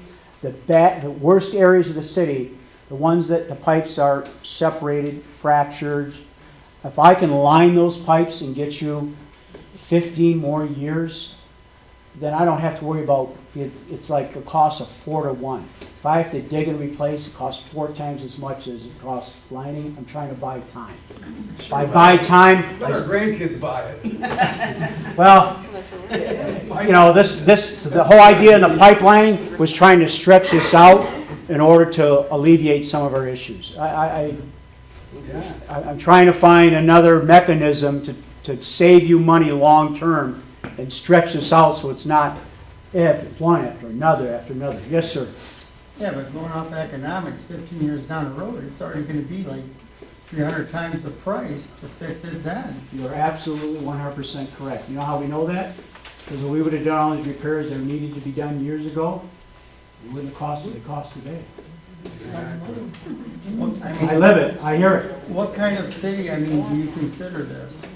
I mean, like you go out in Macomb area, you've got a lot of, like what I would call a big city, you've got a lot of businesses and all that. Marine City will never be that. I don't see it as that, and I don't expect it. So I don't. So how are you gonna run it so that you're not gonna run these people into the poorhouse with all the taxes by not figuring out how to make it work for the people that are here, to bring more people? So, very candidly, it's a push and pull. I'm being honest with you, I do not have a magic wand. I cannot write a grant to fill this gap. There's nothing I can, no lever or switch I can pull. It's me asking all of you, what are your ideas? Let's come up with a consistent revenue stream that'll take the place of some of this. Pardon me? I have a simple one, and a lot of people don't think about that. This town had at one time a lot of people coming into town because of the ferry to Canada. Okay? Okay. And I heard a great politician about 4 years ago complain about the Blue Water Bridge and those, that's the state's revenue of like $400 billion a year over those bridges. I know the ferry didn't bring in that much, but I believe it was right around probably 200 or $300 million. Why doesn't the city get together and open the ferry again? Okay, well, let me address that. I don't think there was, I never saw any revenues of $200 or $300 million, so I don't know where you got that number, but let me talk about that. In a perfect world, that would be great, except it takes far more than Marine City to do that. You're talking about another country. Yes. Right, and you were talking about partnership. Yeah, let me finish. State. Yeah. Why don't you partner with Sambra across the river? So it's another country, it's not just Sambra. The infrastructure on that side of the country is gone. They wouldn't fund it any longer. They were done. The infrastructure on this side of an art city in the country was here. Once that closed, the federal government said, we're done. We're not going to fund this, nor will we support it. Without the federal government supporting that, it doesn't exist. But that's why Federal government are dying here. Pardon me? That's why businesses are dying here. You don't have. But I can't get the federal government to reinstitute the infrastructure needed to assign the people, and very candidly, a lot of changes would have to be implemented in order to meet the standards that's required. I understand your passion. I would suggest that perhaps we don't wait for the federal government to come to our rescue in terms of establishing that again. I would just second a point in here too. I was part of the neighborhood or stabilization program some years ago, and I purchased a home in Marine City. And the federal government was heavily involved with that. We are a border community, so we are important. What happens here, they want us to do well. They don't want us falling apart here. Right. So there may be some federal money. And I think that's what helped us get that $5.8 million is because we're a border community. We need help. We pitched good things. I think that's one of the reasons why we've done so well in state money and everything else. We compete with a lot of different border communities, some that have done better, some that aren't doing as well as us. I don't disagree with you. They came in with Albania, Marine City, Port Huron. I had to sit through all these trainings of many homes. They replaced things in the home. That's what drew me here. I mean, I'm happy to work in any direction that seems plausible, that gives us a path forward. But I'll be honest with you, regardless of party affiliation, I don't see a lot of help coming right now in terms of helping these type of communities in terms of our issues and that. We're still working off of the infrastructure program from several years ago. We're still finishing that money up. I'm gonna give somebody else a chance, and I'll come back to you, Mr. Rhodes. Yes, sir. 2 points. One, the ferry died because there's a treaty with Canada, an old treaty, that all ferries must be owned by Canadians. And that stopped a bunch of us from talking about pooling to invest in the ferry from Del Geddes, and found out we were prohibited. That it's an old treaty, and you cannot have, an American cannot have ownership in a ferry to Canada. That was one. The other was just, what's our mill rate? If we had this 5 mills, how do we compare with our surrounding communities? So we're not considered Taxachusetts or whatever. I like that, Taxachusetts, I like that, I'll have to remember that. You know, very candidly, I don't know, I'll look that up though. Okay. I'll look that up. There's a lot of, they rate it, a lot of times you see No, ratings, it's based I on agree with tax you. rates. You know, there was a survey that was done about Marine City has the highest taxes in St. Clair County. And then I think the information came out was that wasn't correct. It'll be interesting. My hope is, very candidly, is that Marine City, I'll be gone, but that Marine City switches to another way to, it really goes back towards a citizen-led, the citizens make a decision to do a Headley override in order to provide a starting point forward on changing how we do business and changing how we drive revenues and control costs and what services we offer. Everybody would love, parks and rec programs and this and that and all that. People don't even realize the cost to water flowers that are donated to the city by the Art Club, the cost involved in that, the FICA and insurance and everything else that you pay on that. So I think, we have to decide as a community, the commissioners have a tough task. They have to determine the appropriate level of services based upon the revenues that they have. Theirs is not an easy job. I recognize that. I don't try to make it more difficult, but very candidly, I'm not going to ignore what I found, and I'm not going to, because that's happened in the past, let's be honest. Some people just probably didn't say, this is too deep of a well, I'm not going to jump in there. Look, it's not going away, folks. It's just not. I wish I could snap my fingers and make it go away. It's not.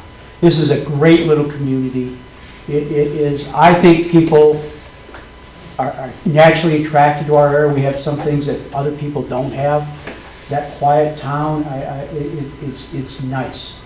It offers amenities a lot of other communities wish they had, whether it be a vibrant downtown, waterfront, a school, whatever it had, we offer that. But we're really no different if you look at other communities around that are having these same issues, and some worse than others.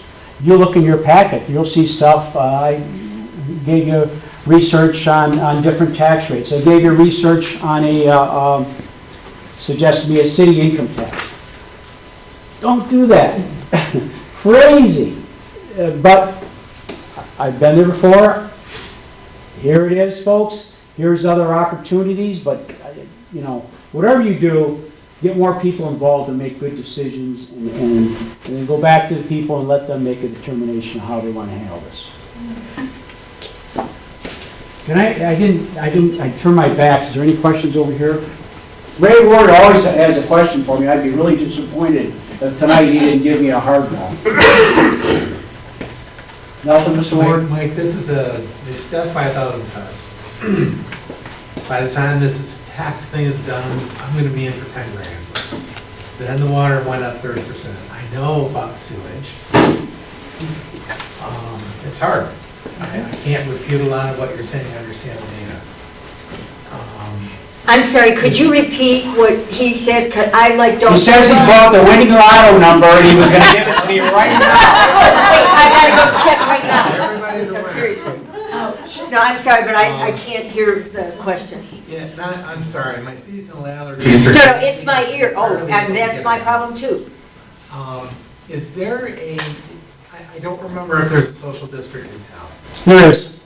Is there a way to utilize that or leverage that to help offset, right, the people that go out and party and leave all the crap behind and blah, blah, blah, blah, blah. They're drinking, they're having a good time, There should be a way to tack on a percent or two. Well, I don't That's my first know. question for you. Okay, I don't know, I'd have to research that.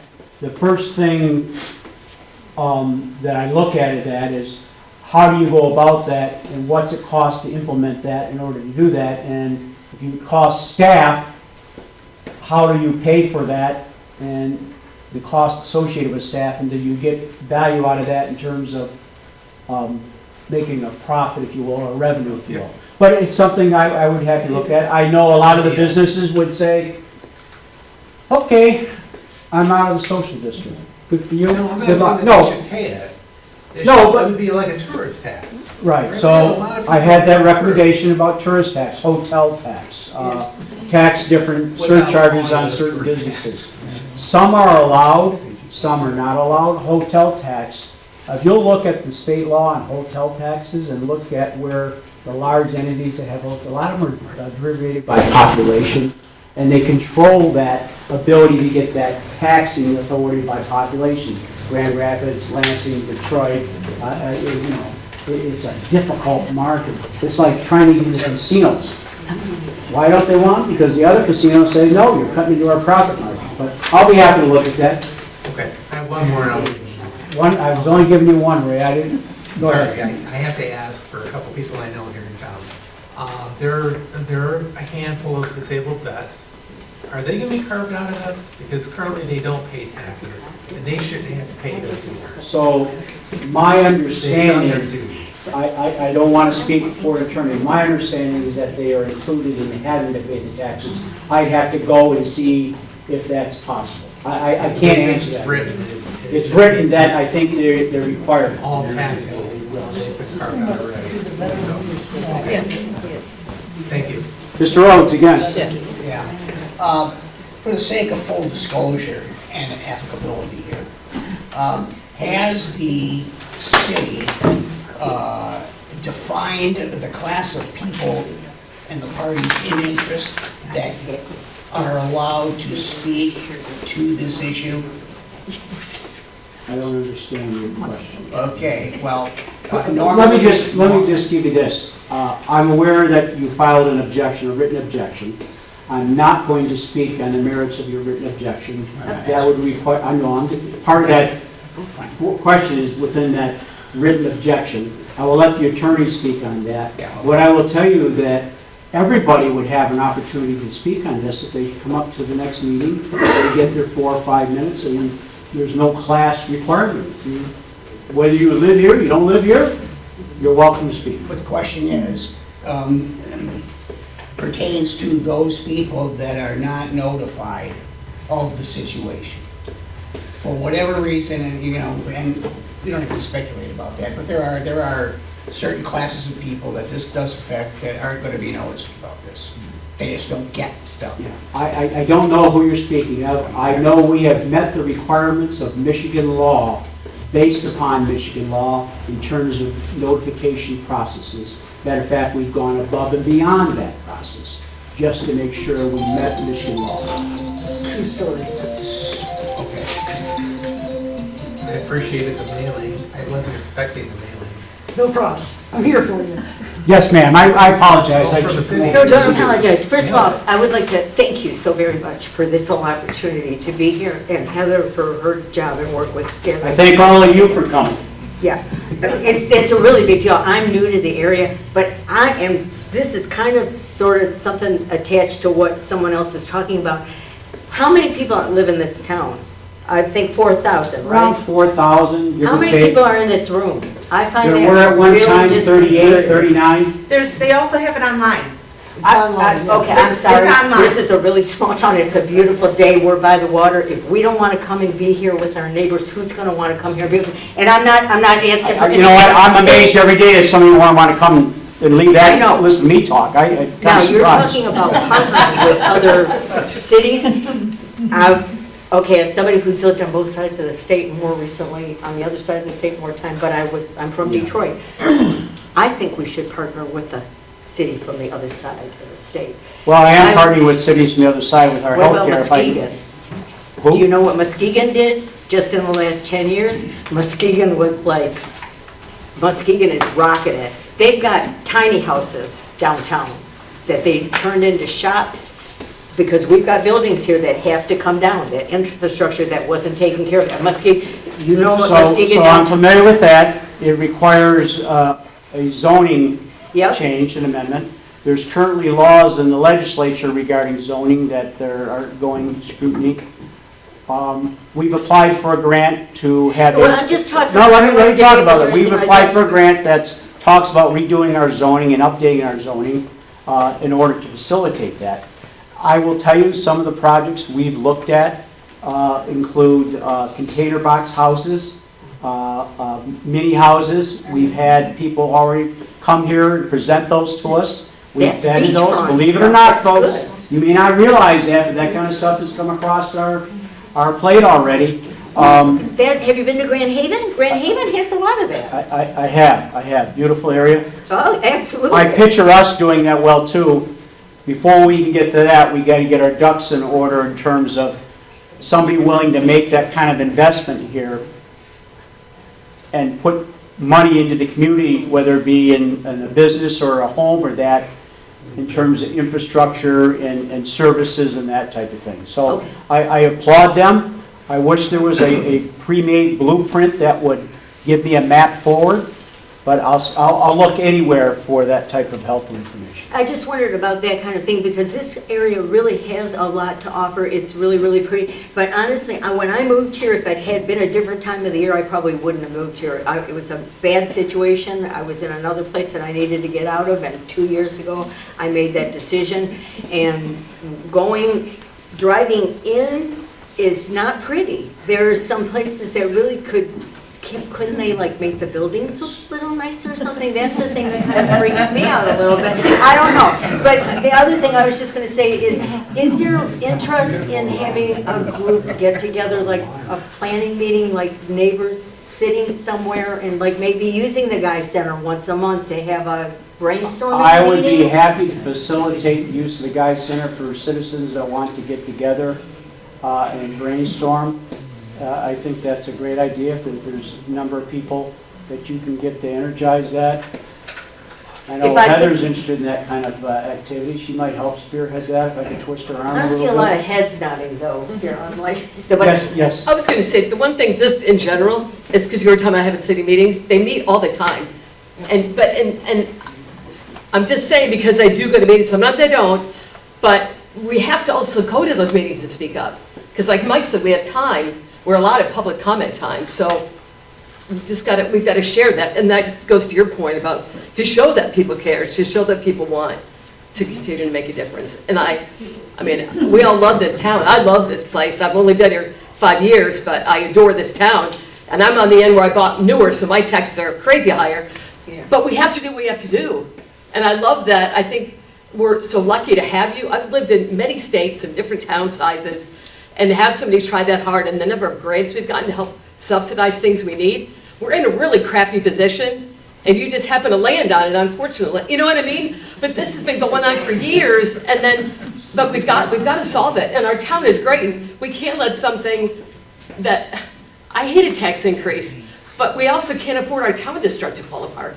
God forbid, if somebody, we want to growth, we want the new apartments, we want people to, we have a lot of population. I'm in my 60s. We have a lot of people that are seniors. And we need young people to live in, and we need to make it desirable for everybody. And so I think we have to do what we have to do. But I'm sorry, I appreciate it. Yes, sir. Yeah, I have a question, going back to police services. How did you come to the conclusion of reducing police services between the hours of 11 and 7? Because in my mind, I would think that that's when a lot of your violent crime happens. Actually, the statistics don't bear that out here. There's not a significant, I wouldn't even call it even significant, there's not a lot of violent crime in this town. Correct. I've worked in communities that tend to be a little bit more on the violent side. The calls for service based upon, if you look at it, are more daytime, afternoon. We may look at altering schedules where we could go to, depending, remember, a lot of this is all contractually. I have to go back to the police unions and negotiate that. Now, literally, I'm in contract negotiations right now with our police officers and our DPW workers. That's unfortunate. They deserve, that's unfortunate, but all city employees have been told, there's no raise, there's no money to give you, there's nothing here. So, I will tell you that, we'll look at the hours, and I'll work with the union people, through the chief, to achieve the best possible in scheduling. We'll look at power shifts, we'll look at something, but it's a matter of physics in terms of available bodies, and the safety of those officers and the things they do to meet the parts of the day where the most calls for service come in. That's what I need to get. The last thing in the world I want to do is eliminate police service at that time. I think it's, very candidly, it sends a bad message about this community. It sends a bad message at the wrong time to others out there. It'll be known quickly. But then again, I'm full faith. There's many townships that do that now, that have no police service at night except general townships. And you are correct as far as your home insurance rates being tied in with that? Look, I don't want anybody here to think that these are scare tactics. They're not. No, I I just hope you understand that. I'm just stating what I think is true. It is true. If I talked to my insurance company about it, it is true.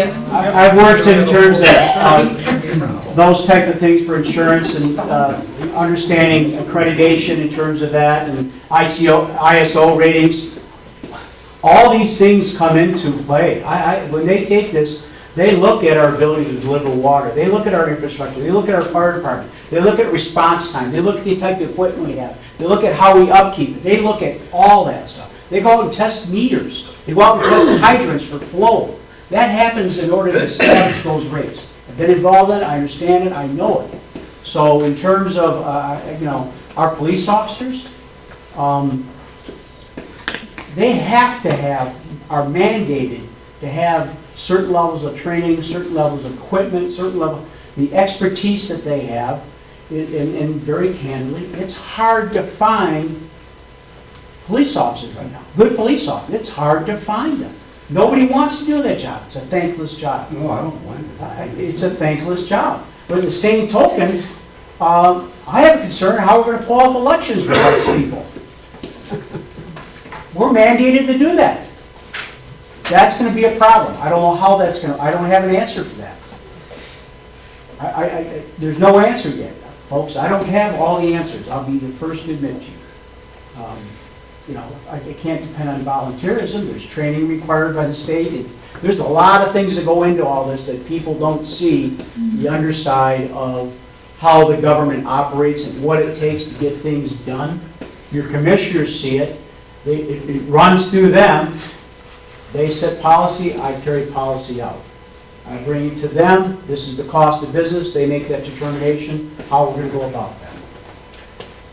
Do you know how big of a percentage of people are seniors now in this community and on limited income, and with the gas prices going the way they are, groceries the way they are, everywhere. It could be a worse time, let's be honest. Let's all say that. Tough road to hoe. I don't disagree with you. This couldn't be a worse time. And if anybody believes it's going to get better, no, it ain't going to get better. I can't. I'm sure it's wild. I apologize for that, but it's a matter of timing. It's terrible timing. Yes, it ma'am. is. Can we cut the police department and contract out with St. County Sheriff's I Department? talked about that. Yes, that can happen. I'd have to dissolve the department in terms of doing that. I've looked at that.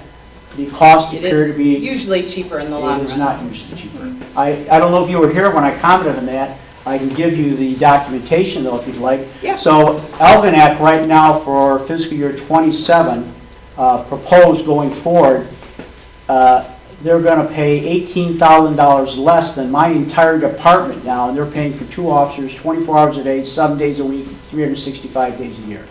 2. I've got an entire department. 6 or 7, I have to, in my mind, think about it. and now with the budget cuts I'm having, I'm gonna be less than what the sheriff's charging them for two. Very candidly, the sheriff has the same issues that I have on a much larger scale. I'll be happy, all you have to do is FOIA these documents from other jurisdictions. I'll give you what I have, but FOIA the documents, you'll see the sheriff is not a cheaper option. Been there, done that. They all buy cars, all the cars cost $55,000, $60,000, they all cost $12,000 to $15,000 to outfit, they all run 3.5 years, I mean, I do this stuff in my sleep. I can tell you the cost of that. I can tell you about the de-escalation costs in terms of equipment and tasers. I can tell you that cost is just mammoth. It's even worse if you don't have it. Yeah, if the sheriff was a viable option, I'd go back to the commission. Do you know this city studied that previously?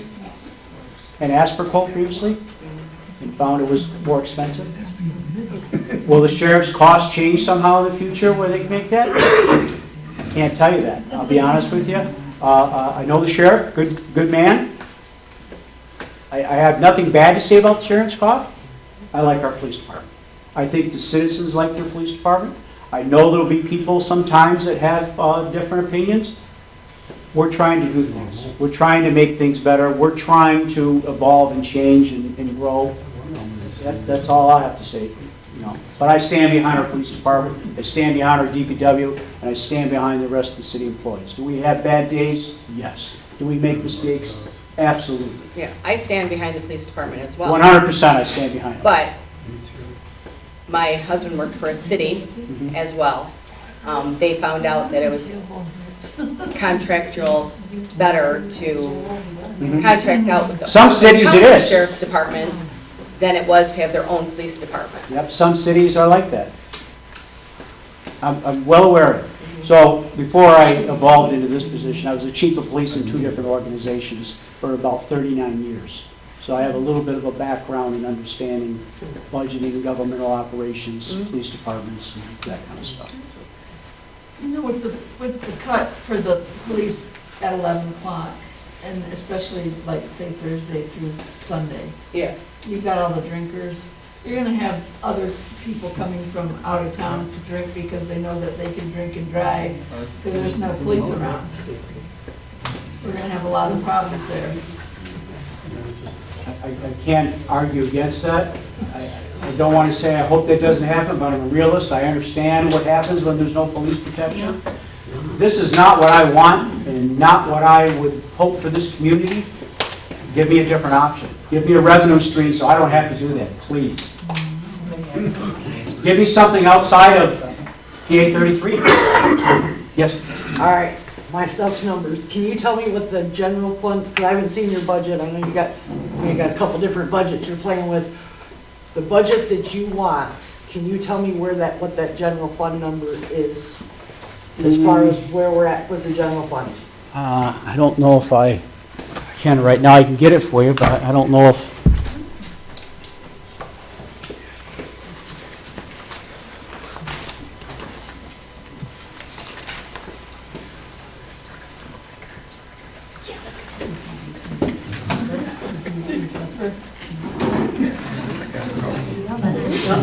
I can't break out the general fund. I'll tell you with the one with a significant amount of cuts.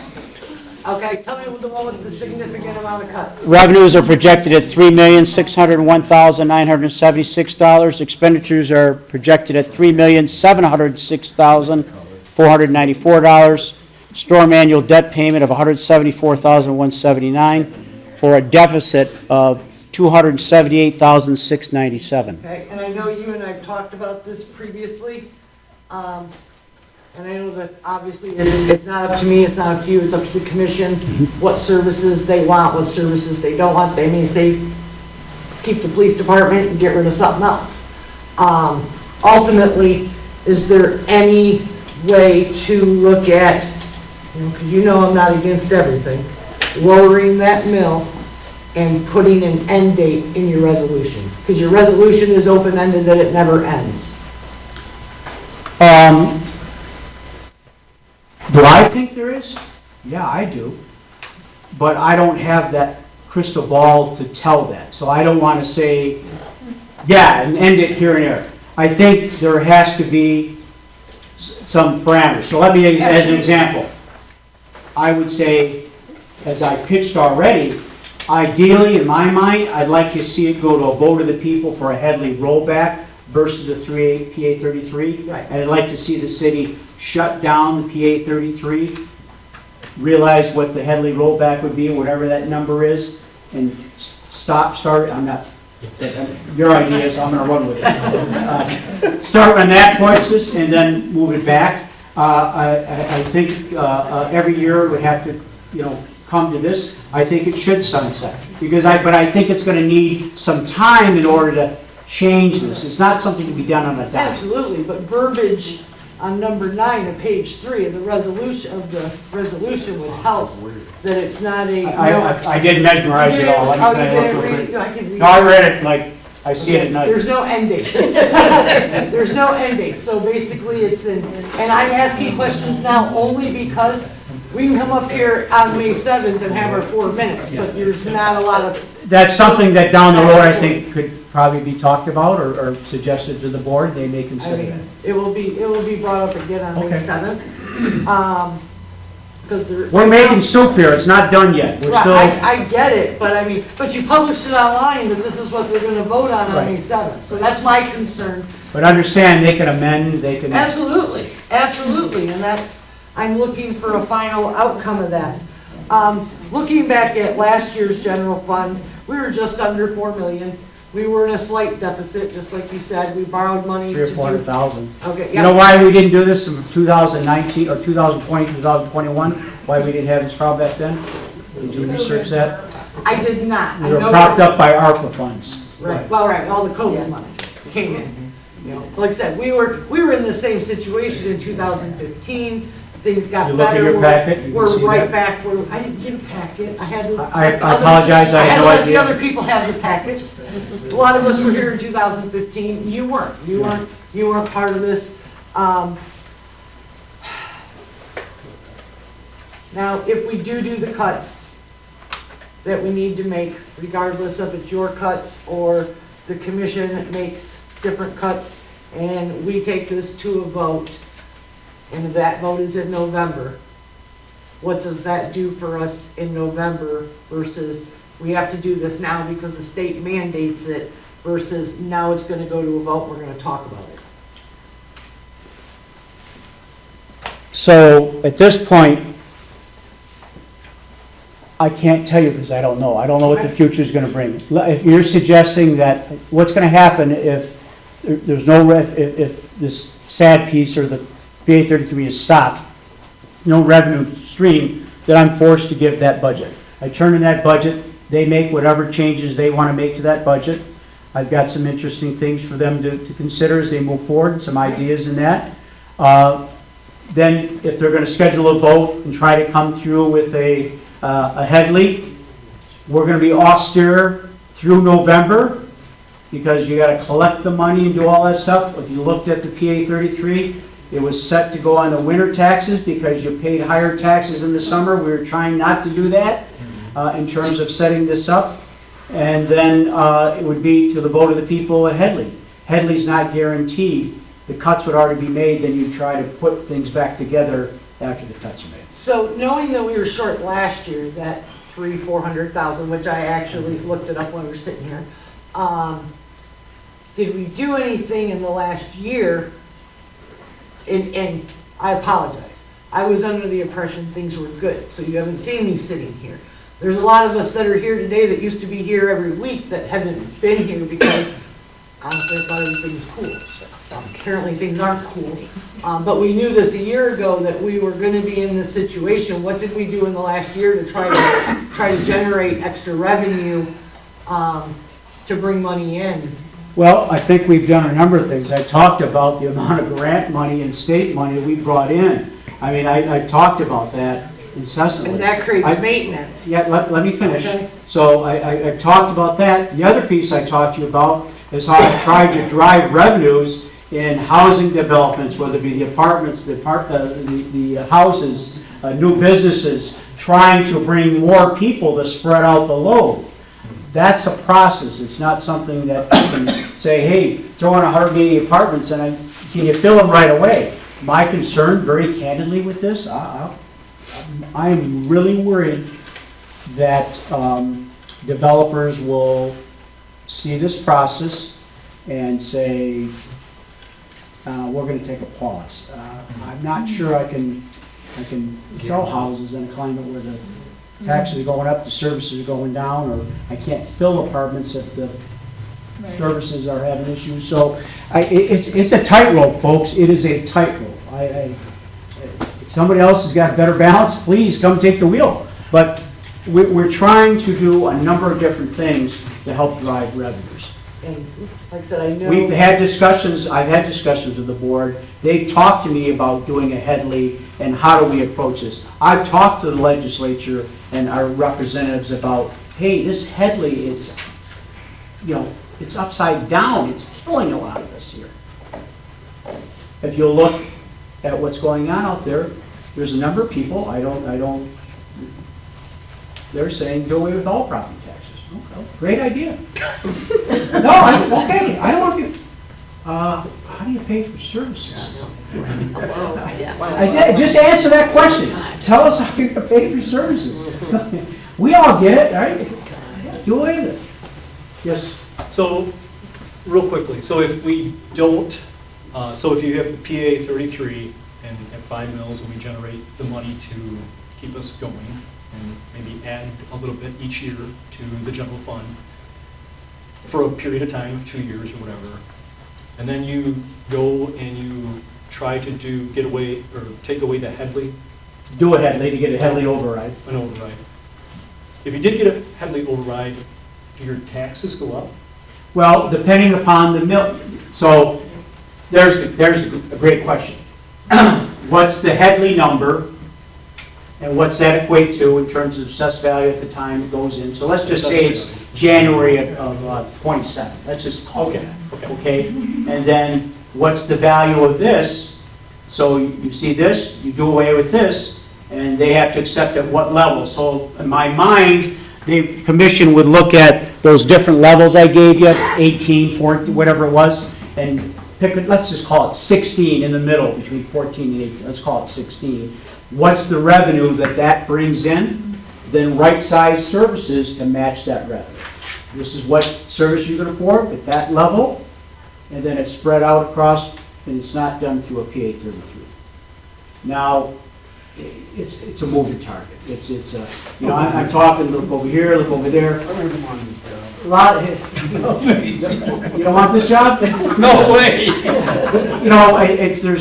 I can't give you a concrete answer to this because we don't know. But that my thought process is I'm not saying, hey, raise it to the highest. No, find a number that you right-size your services with this here and restart the process versus doing what you're doing now. It's just going to, next year, it's going to go down again. Paul, the simple answer to your question is yes. Your taxes will go up. That's the whole point of it. Yes, you're right. The bottom line is the part that the simple fact of what he's been explaining here this entire time is you've spent way more money than you're bringing in.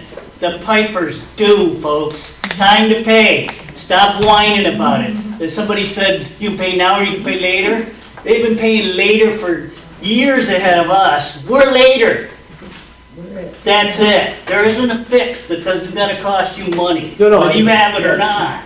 I'm not talking to you necessarily, Paul, but I think that's the point. I guess my question is it more beneficial just to keep the PA 33 going? I can't tell you that. I'm not qualified to tell you that. I've got a financial analyst guy that can tell me, but I can ask him. But I personally don't care for it because I like the idea of the voters having the opportunity to say. If I didn't have to use this tool, this would not have been. There's nothing else available. But I agree with you. I want to wrap this up. I want to go have dinner. Let my dogs out eventually. So this is my last question. I promise. I'll save the rest of it for May 7th. Ultimately, since you and I talked last week, you know how I get.